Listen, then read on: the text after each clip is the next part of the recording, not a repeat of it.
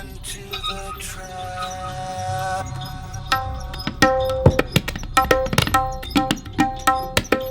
Into the plan.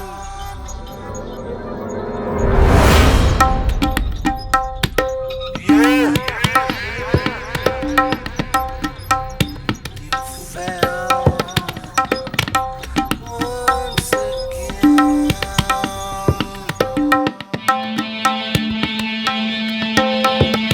I didn't succumb.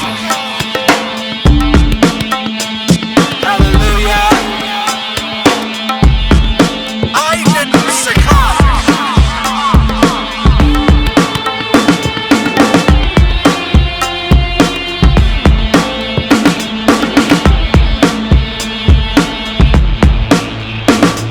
Hallelujah. I didn't succumb. Hallelujah. I didn't succumb. Running after your breadcrumb. Oh, fake, you have no discernment. Hallelujah. I didn't succumb.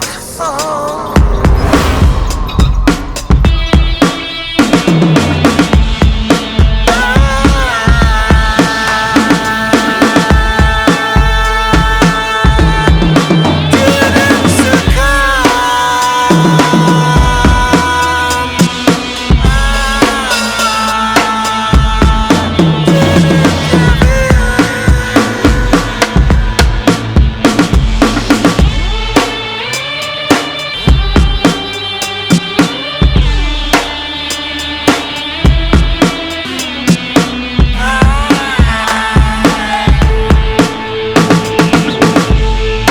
Did not spread disinfo all over town.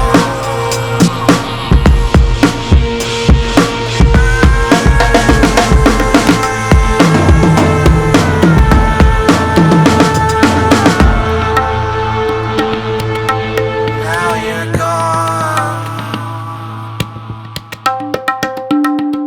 It's amazing.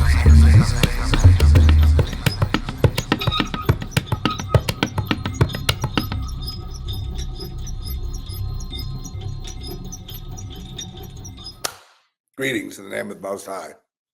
And some of you found that joke funny yesterday.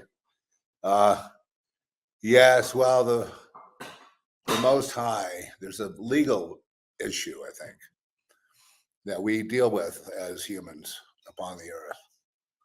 And many people are not aware that eternal living is normal, but a finite linear beginning, middle, and end is abnormal. It's an imposed stricture or structure.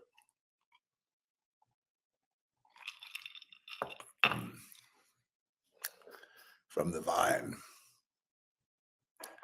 So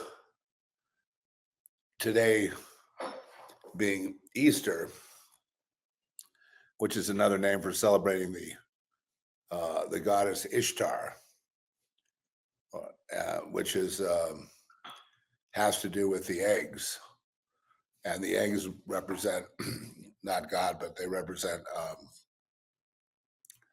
it's a pagan representation, and it's a syncretism of two religions of Jesus, which was a little more than a cult in the beginning, and broad worldwide paganism celebrated with in the Ishtar, or in all the pagan religions are kind of related, but one of the most important symbols is the egg. And I think the reason for that is because reptiles come from eggs. I just hate to. It's so obvious. I just have to say it. I mean, I know you can, you scholarly types can say a bunch of other things, but I mean, let's face it. The reptiles are born in eggs. I mean, it's very simple. And so that if that was my religion and I were a reptile, if I were a lizard, I would definitely want to celebrate the egg. And to me, all goddess worship is interrelated and has to do with the worship of the earth, the mother, you know. And it all makes, great sense. It's almost like in Catholicism you have just watching the mass. What a beautiful day in Italy it is today. And the people were all out in St. Peter's Square or whatever it is, and they were speaking. The Pope came out briefly, I think. The Pope is not allowed to be around people much, even though he is, for the same reason I wasn't. The reason is a technical, or if you will, a safety reason. We're not allowed to be around other people because of the infection that we carried in our bodies.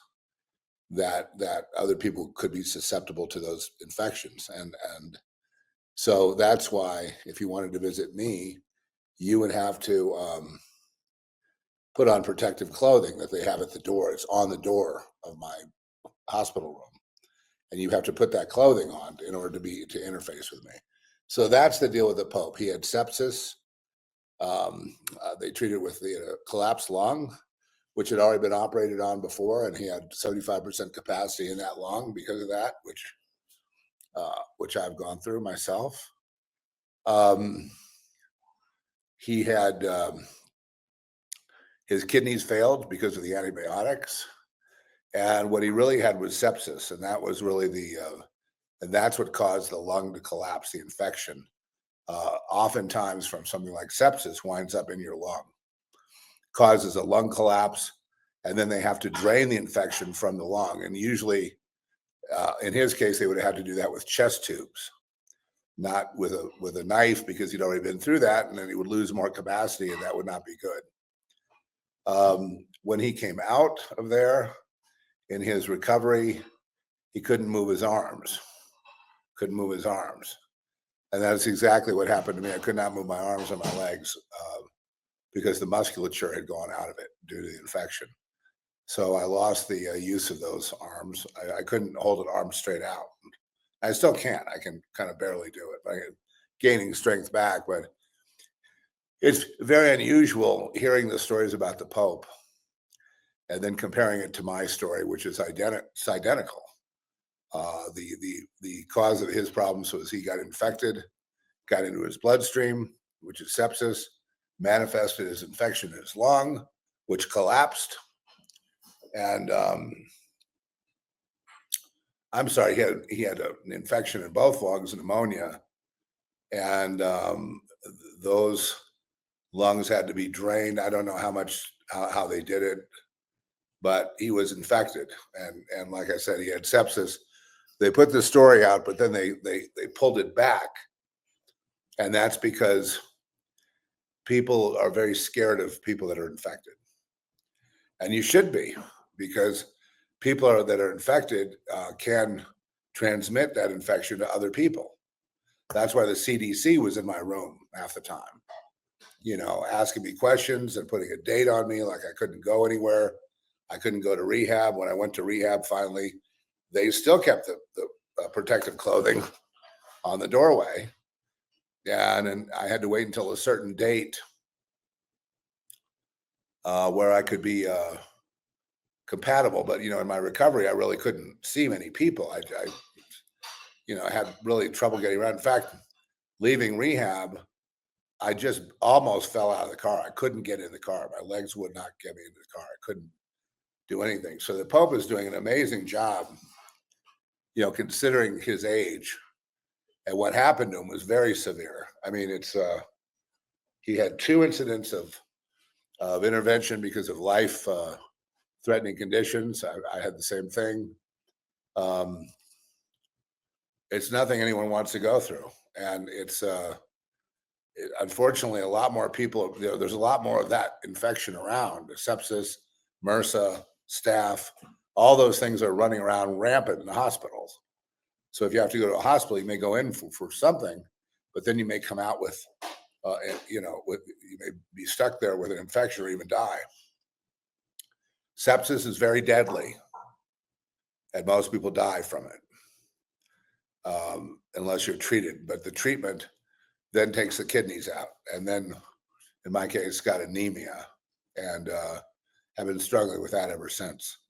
It's gotten a little bit better, but it's basically a struggle. And then it also caused congestive heart failure, kidney failure, lungs, obviously. And the heart just makes it like, so when you're trying to walk, go upstairs, you can't, you're not getting a breath, you're not able to do it. That's your heart. Okay. And when you get to that position, you don't have that long to live anyway. And, usually when that's diagnosed, you have maybe up to 5 years to live, something like that. So death is very much a part of the sermon today in the Vatican, because of the Pope's condition, because he is basically he's doing end of life things. I mean, I don't agree with him politically at all. I'm not a communist or in any of that. I don't believe in that sort of, intellectual fairy tale or any of those other fairy tales. But I will say this, that he's faced death heroically, and he couldn't do that unless he did have faith. So death, and how did I do? I don't get any credit. I get credit from Trish, but I don't get. I faced death like right in the face. It was like shotgun barrel in my, between my eyes, and I was facing death, and I knew I was. And there was several times where they were kind of telling Trish to get my things in order, and that's a hard phone call to have. Shit. You know what I mean? That's a hard thing to know about your spouse, that your partner, that, and then I have my other partner, Larry Wade Carroll in Crazed House. And then, he's like, my good friend, the only problem with us is that I'm old enough to be his father. I couldn't relate to people my own age. So, hooked up with him.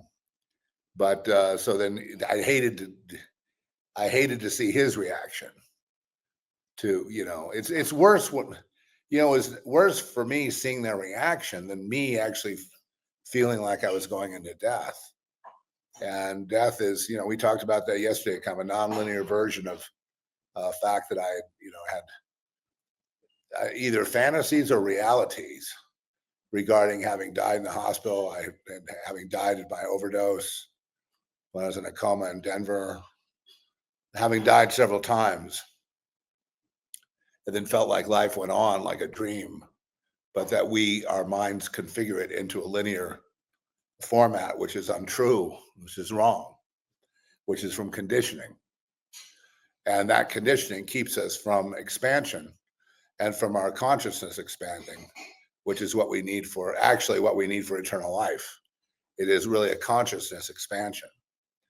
And, this veil over our eyes, the Bible is very clear. It's if you read the Bible at all, you'll realize that God put that there to prevent a fallen,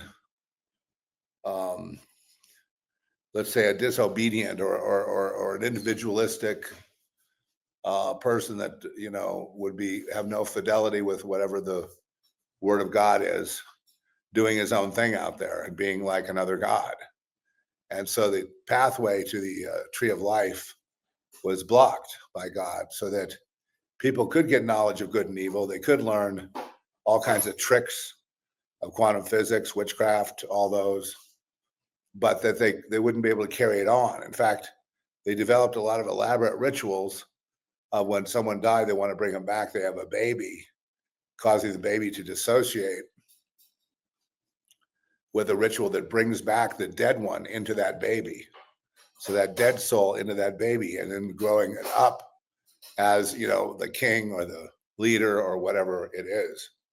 And this has been a long-standing tradition of trying to beat death. And folks, it doesn't work, because invariably there will be some kind of idiosyncrasy in that person, something that would show you that that's not really the guy who died, and but there is something to that. And it's an interesting subject, but it doesn't take care of our problem. So Jesus, the Lamb, slain from the foundation of the world, the Alpha and the Omega, represents life. And life eternal, as as God created you. And that is the thing that's been obsessing people from the very beginning. No religion has quite dealt with it. You can become numb to death. I think one of the tests that God gives us is, are we afraid in death? Or, how are we, and is our faith strong in death? And I mean, I've been tested, and I can say that I showed myself accountable. I was not afraid. I was faithful. But it wasn't like I thought about being afraid. I just automatically wasn't. You know what I mean? I just automatically knew I was okay. And I was okay to die. And I didn't like leaving people behind that needed me, but it was, again, these kind of questions are not left up to me. I'm not the decider here. So whatever God's will would be, I would accept that decision. A decision made long before I was even born. So it's all about, when someone that truly believes in Jesus, that truly understands the word in his soul, who is born again, who is actually, it's not born again. There's no again. It's born versus we're born dead. And we either are born into life or not. And there are people that seem to be alive without knowing Jesus and all that. And some people say, well, the only way to the Father, John 14:6, is through the Son, because the Father will not negate his Son. And that just people waiting for that to happen they're never going to be happy. But someone that doesn't know anything about that, God just puts on a path to what's called truth, Truth. And truth is another name for Christ. So life is truth, is Christ, is resurrection, is eternal, And eternal means there never was a death, something they don't teach you. There never was an earth. There never was a death. Was there a test of loyalty? Was there a test of truth? Yes. Was there really death anywhere? No. We see death in war. We see dead bodies, but there's no death, because time and space are irrelevant. So anything that would be alive or dead in time and space would also be irrelevant. I mean, ultimately, philosophically speaking. So the message here that I have on Easter is rejoice, for I've overcome the world, says Jesus. In other words, I've overcome the illusion of life and death and time and sin and holiness and avarice and war and pain and suffering. I've overcome the world. The world's illusory. And so the path is in Christ. And then the mystery is, when you follow Christ, are you following Christ like a little lamb? No. When you follow Christ, you are Christ. And that's clear. When you are Christ, You are one with God. There is no separation. It's just exactly what the Hindus talk about and other people talk about, but it's a little bit different. See John 17 for further clarity on that. But there was a line of Scorsese did The Last Temptation of Christ, and all the evangelicals jumped on him. But there was a line in there that said, Jesus, you're choosing to have children and be a householder and not take the cross.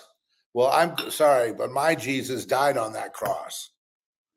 He died on that cross so that we could live. He died on that cross so that it's okay to die.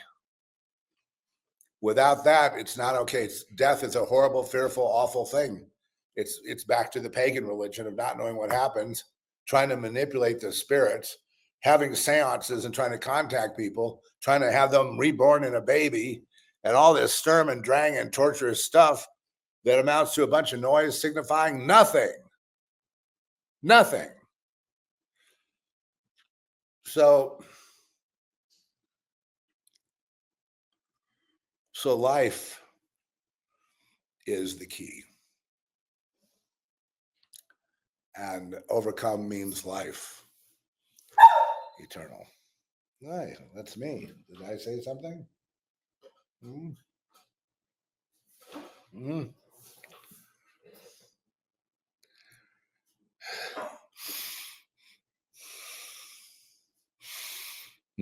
Try to breathe. Yeah. Well, with me, I'm going through a restoration, I think. I woke up with that, the words. A lot of times I just get one word. So the word I have to impart to you too is the one given to me this morning, which is restoration. That Christ to me means restoration, but not religion. And although I see all these people in, at the Vatican, having mass,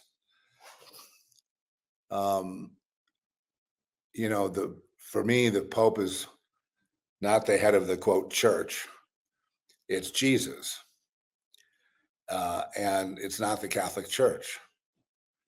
As much as I'd like to have myself believe in my rosary and my rituals of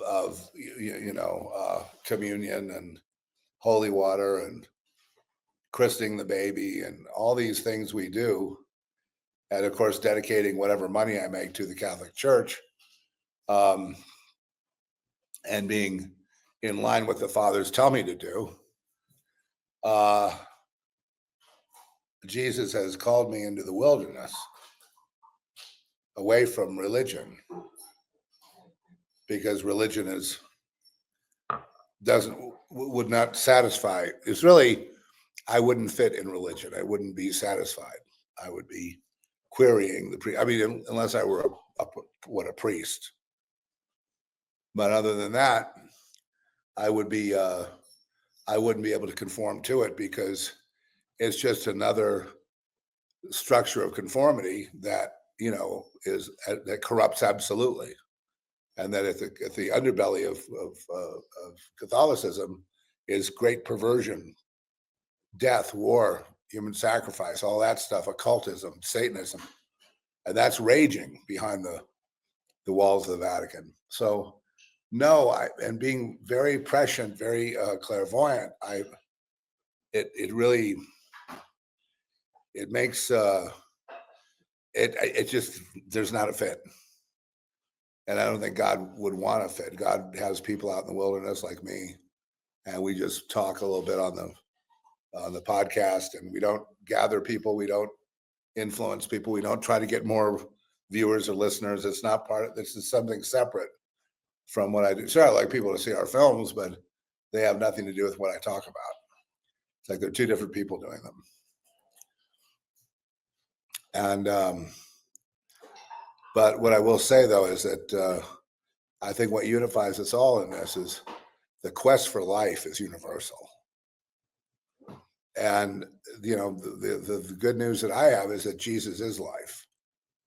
So is the life, meaning the life outside time and space.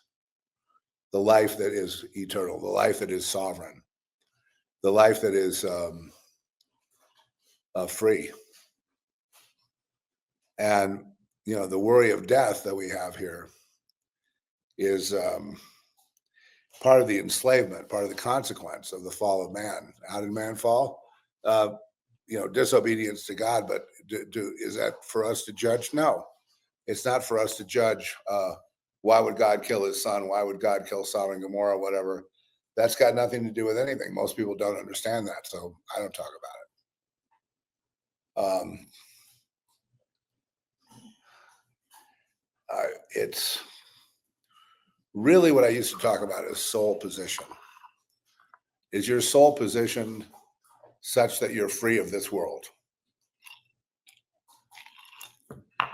Or do you want to be reincarnated? If you do, just stay the course, go join a religion, doesn't matter which one. Buddhism is a good one. Everywhere gets recycled there. And you can just go round and round. Go ahead. Go off on an ascetic journey into India and become a sannyasin or a world renunciant. And, you can find God that way, or go down to South America and take part in the ayahuasca ritual and meet up with your alien brothers and sisters, whatever. But you see, it wouldn't satisfy me. It's not enough for me to meet the little alien, to have a little love affair, to worship the lizards. It's not enough for me. I am sovereign. If anything's going to worship, then let them worship me then. And I know I'm not asking for that, believe me, I'm just making a joke. But it's highly inappropriate for me to bow down to anything created. I said it's completely inappropriate for me to bow down to anything created.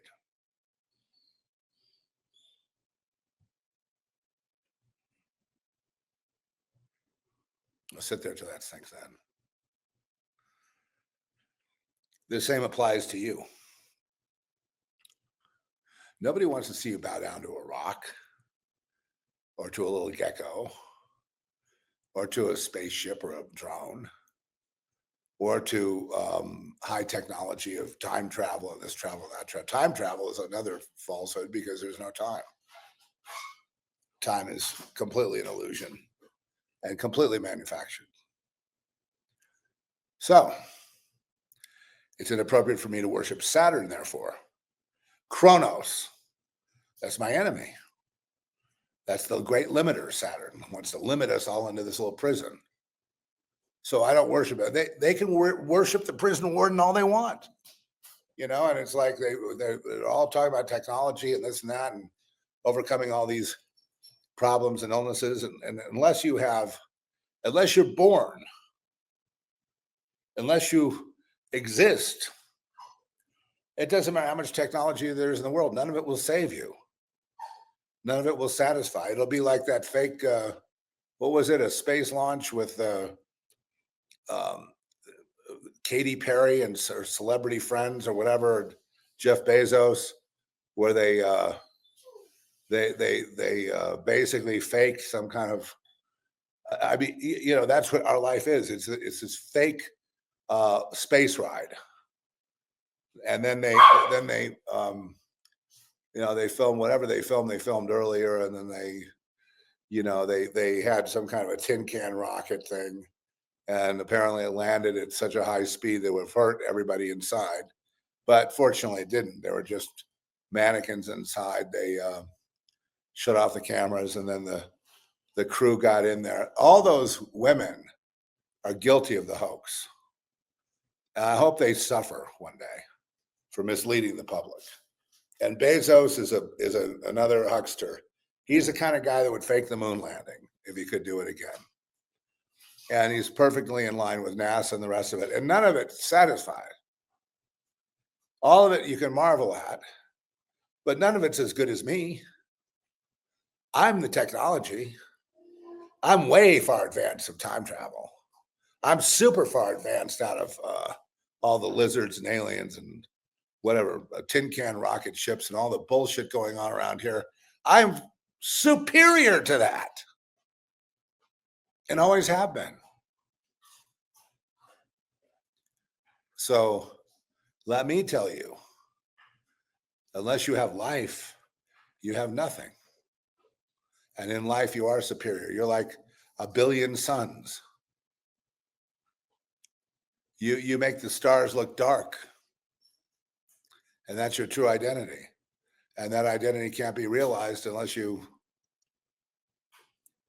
put together, unless you really find a way to live.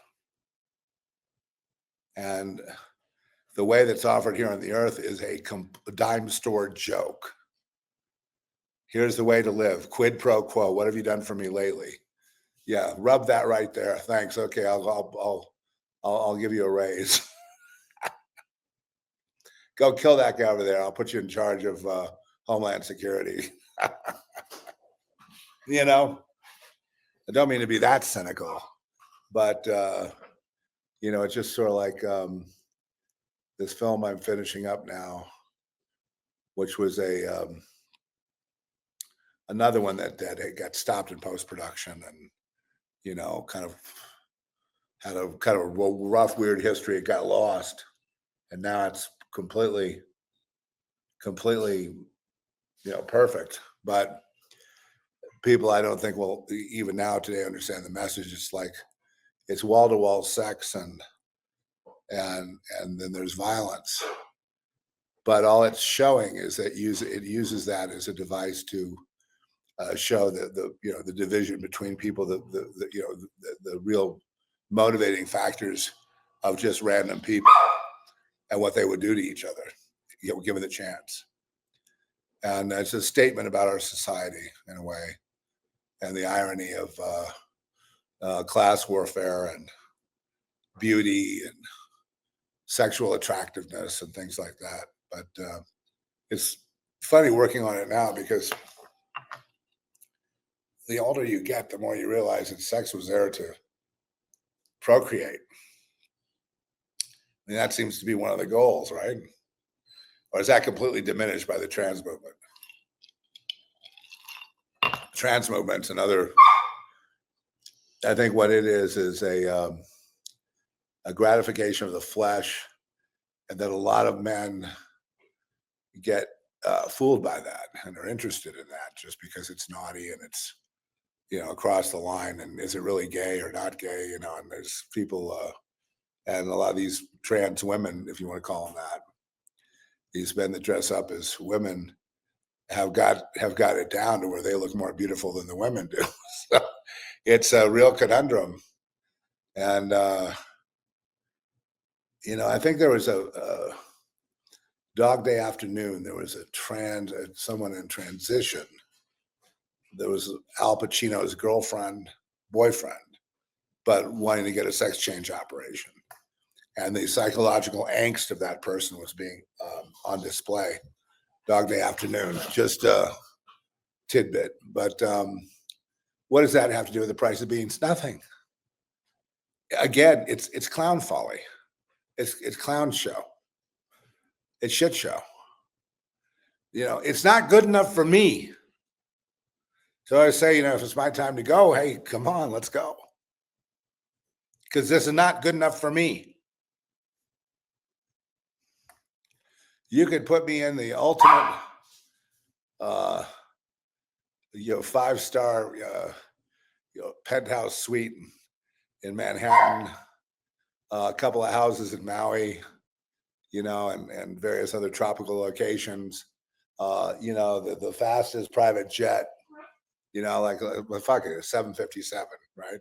Decked out, unlimited fuel, and all kinds of servants waiting there just to sew me clothes that are unique and roll down the red carpets so I could walk on them. You could do all that, and I would just puke at it all.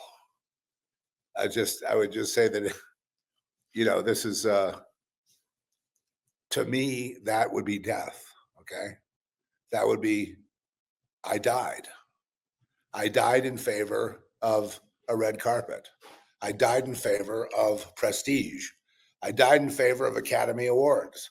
I died in favor of, because I had to do that, play the game in order to get those things. It had nothing to do with my art, but that's okay. We can just schism that out. I don't deserve it. Therefore, I die. So when the world showers you with things, you don't deserve it. Like Barack Obama said, he goes, you didn't build that. And, there is some wisdom actually in that statement. That in a society with a world system, you got to play by the rules of the world system. And they in turn help you to build your dream.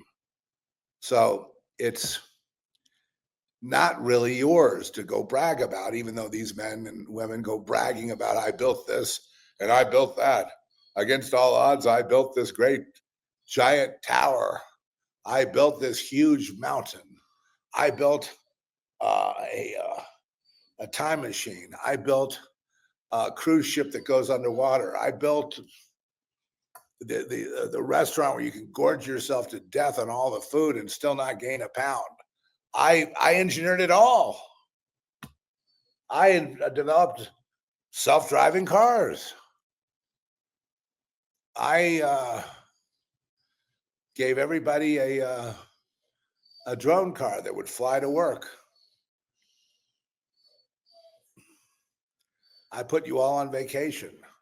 I gave you all millions of dollars. Why don't you celebrate by worshiping me? And the answer is, if I needed worship, that would mean I was dead.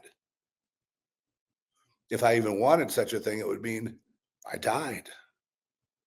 How many of you out there have died? Quite a few. The majority have died. That's on you, though. That's your decision. If you want to die, you die and you get the trinkets, right? You live on, your body, but you get all the goodies, but you're dead. So what does it profit a man if, he wins the world, but loses his soul? He's a dead man. And there are many of those. You watch TV, the entire Congress is basically dead.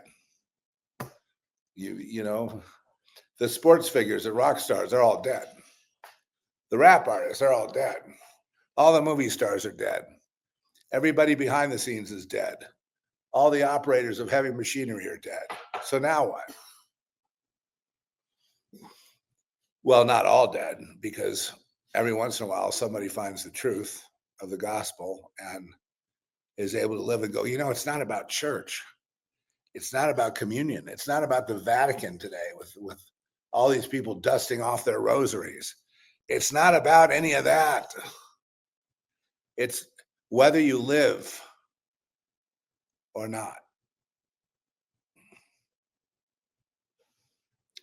So even in death, I live. I mean, I have actually the power to come back here and harass people for hurting me if I want. I could be a ghost, but see, if I had that desire, I'd probably be on my way to death. That's a very materialistic, selfish, stupid desire. I desire that all beings have peace and harmony. That's my desire. And that all these petty squabbles, are put to an end, because they don't matter anyway. They're like, oh, we got to win the war by killing white people. Yeah, well, that would be just the beginning. That's what the Indians said. Well, the Indians killed each other, and we got to win the war by killing this tribe over here, that tribe over there. They're in the way. Now the white man has come. We got to kill them too. Looks like we're going to get our wish finally. You watch. Be after I'm gone, but if they manage to, put all white people to the guillotine, you'll see nothing will change. Everybody will hate each other even more. There'll be even more war, more violence, more hell to pay. Indefinitely, forever, ever and ever, to the point where people will say, why even bother being born if it's going to be shit from the beginning to the end? And the answer is, it's not shit. It's that you won't change. your perspective. You think you're here on your own. You think you created yourself. You think you're responsible for the cards you were dealt. You think you're responsible for your own happiness. You're not. No one like you could be happy anyway. It's not your job. Who told you you had to be happy? What is happiness? Is it kids playing with a new toy? Shooting a few hoops in the down the end of the block and the rusty basketball net? What is the meaning of happiness? Finally getting the girl or the boy of your dreams? What, fucking in bed? Having little rugrats running around? Having the Memorial Day barbecue out there on the boat? Cheering on the old team? Gambling on the outcome? What is happiness?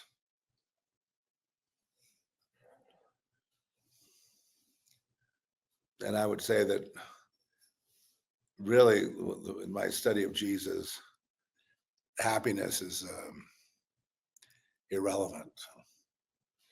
And so let me just give you a few for Easter. Okay, this is to my point. Those of you who think I'm not accurate, here you goes. Here you go, little ones. Why do you seek? So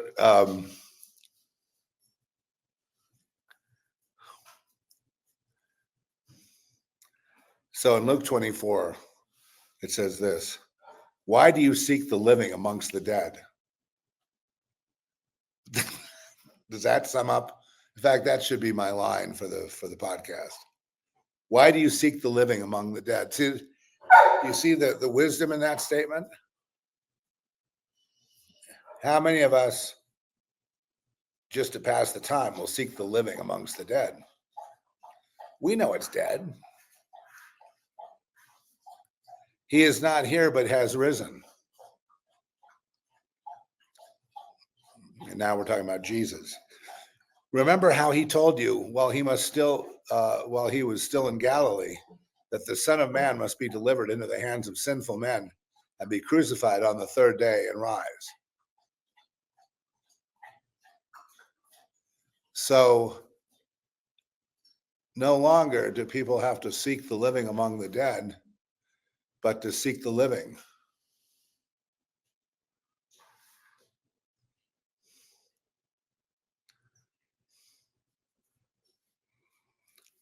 Here's another one. If you don't think this is all about life and death, let's go on to the next one.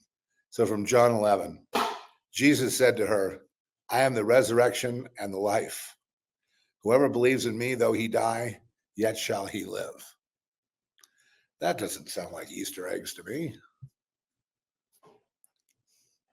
God raised him up, losing the pangs of death because it was not possible for him to be held by it. Acts 2:24.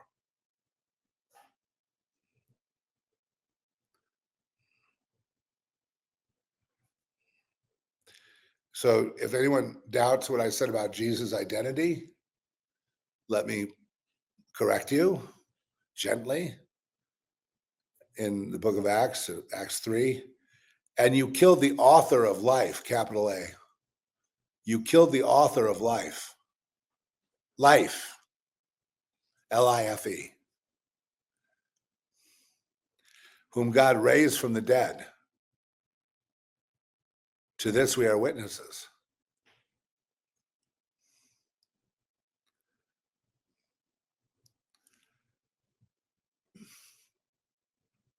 And here's hope for the world. For since we believe that Jesus died and rose again, even so through Jesus, God will bring with him those who have fallen asleep. And 1 Thessalonians.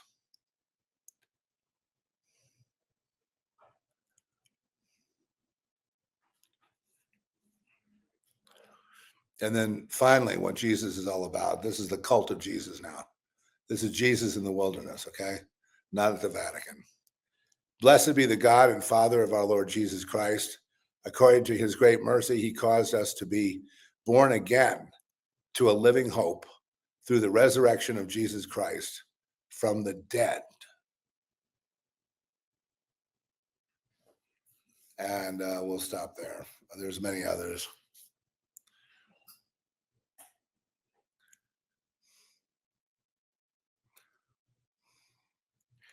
So he's not here. So therefore, taking the big picture, you do not seek the living among the dead. You do not worship things that are dead. You don't worship the material world, which is the realm of the dead, because you're dead.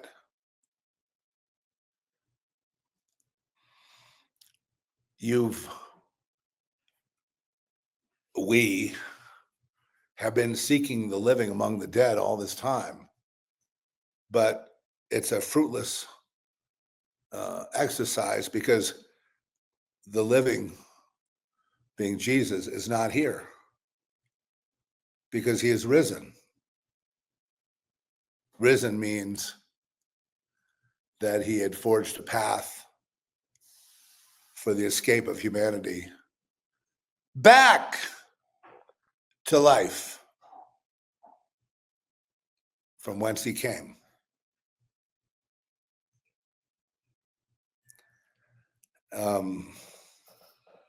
People say, well, I don't need Jesus to figure that out.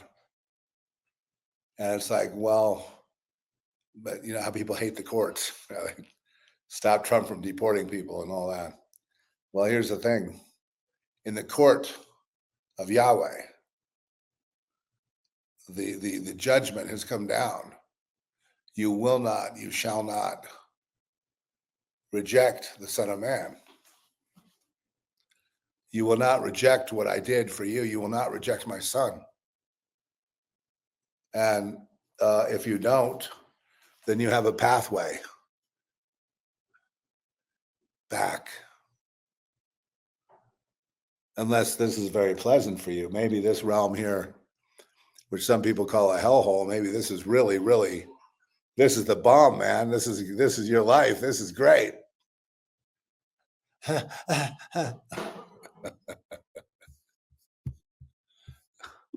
Oh, yes. Yes. Yes. We love panting and satisfying our members and, you know, throwing our children away, introducing them to the shit show that we call life and happiness in Disneyland.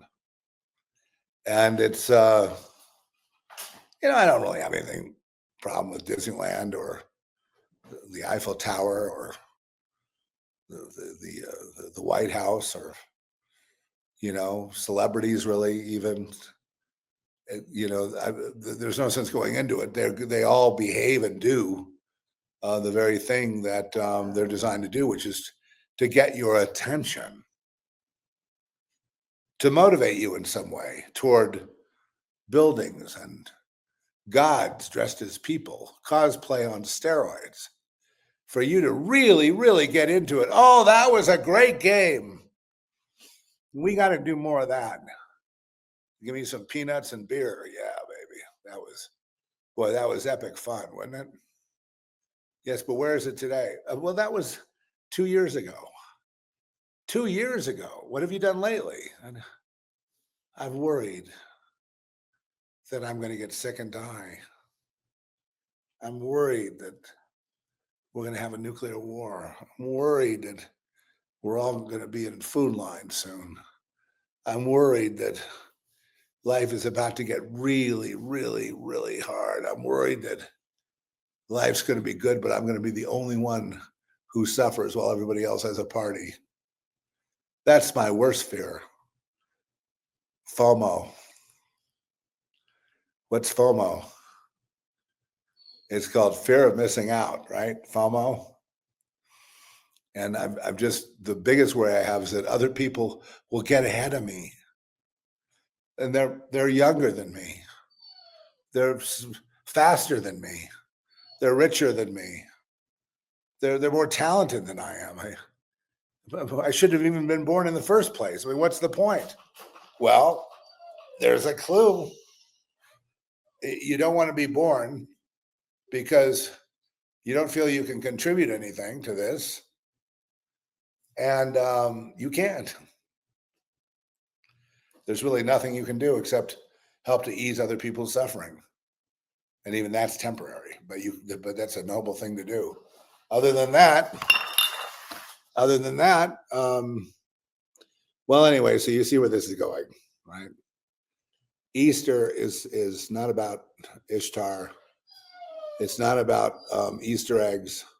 It's not about Passover. It's not about spring. It's not about Dionysus and and the Bacchanal. It's not about any of those things. The spring, dancing around the maypole and pagan sex and all that. All might look very exciting, but that's not what it's about. And they go, well, yeah, but I don't like being punished for my desires. Punished? Who's punishing you? The only person punishing you is yourself. Yeah, but if I wasn't born here and didn't have paternal, man-centered racist religion overlay over me, I might not feel guilty about the orgies anymore. I might not feel guilty about the drugs. I might not even feel guilty about murdering people. I might really be free finally.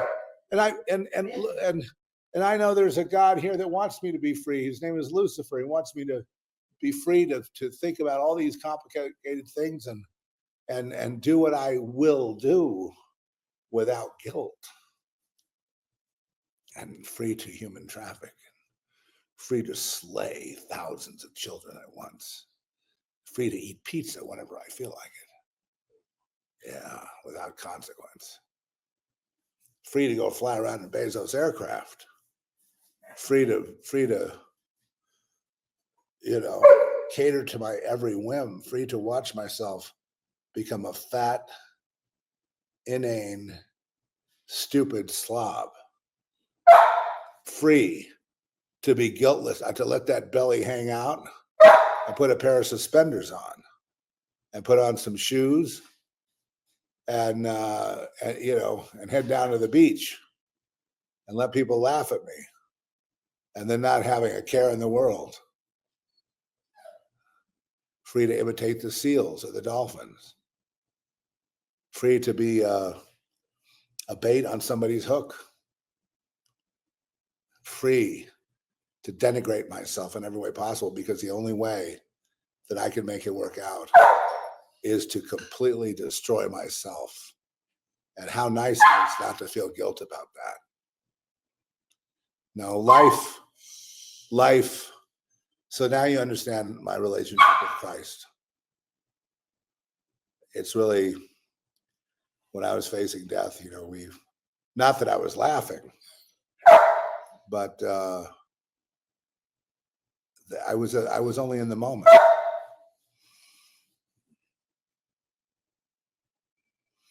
You should see these people in the waiting rooms of the doctor's offices at the hospital, how they fret and worry, and they grab their hands and they're busy just wringing their hands, waiting for the doctor to see them. It's disgusting. And with that, I bid you shalom. May you have a blessed Easter. Just cut out the Ishtar and the Easter egg, unless you're a lizard. Now, if you're a lizard, you get that Easter egg, and maybe you can get one big enough for you to crawl in. And then, have them, break you open and then have a little ritual that you've arrived on earth and now it's time to be celebrated right before your sacrifice. And with that, I bid you shalom.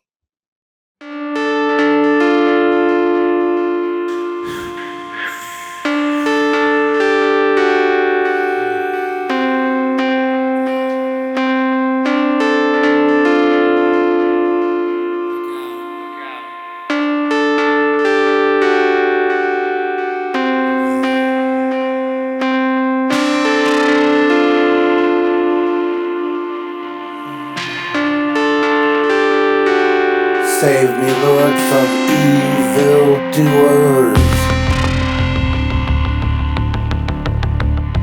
Keep me safe from violent people.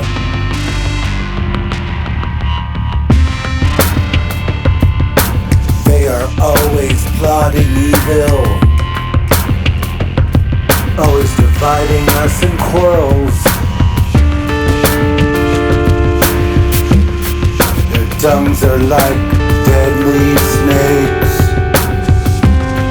their words like a cobra's poison.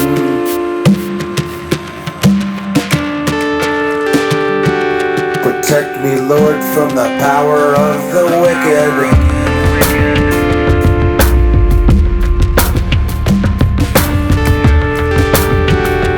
Keep me safe from violent people who plot my downfall.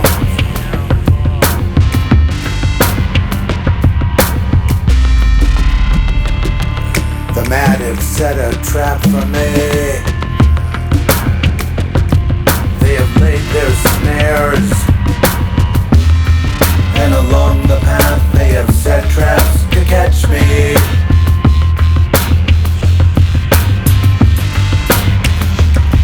Selah. I say to the Lord, you are my God. Hear my cry for help. Save me, Lord, from evildoers. Keep me safe from violent people. My sovereign Lord, my strong defender, you have protected me in battle. Lord, don't give the wicked what they want. Don't let their plots succeed.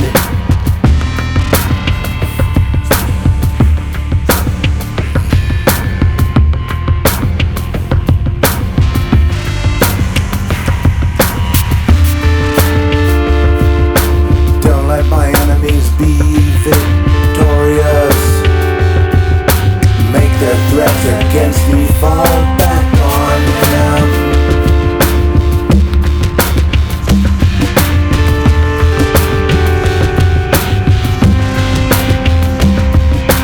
Red-hot coals fall on them.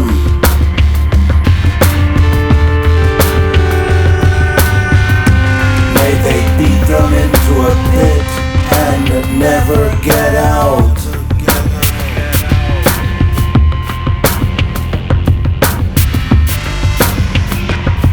May those who accuse others falsely not succeed. May evil overtake violent people and destroy them.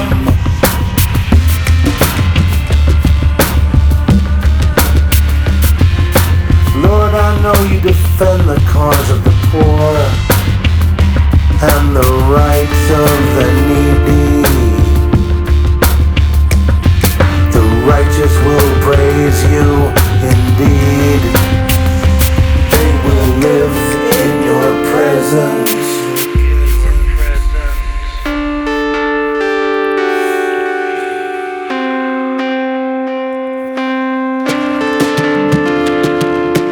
Save me, Lord, from evildoers.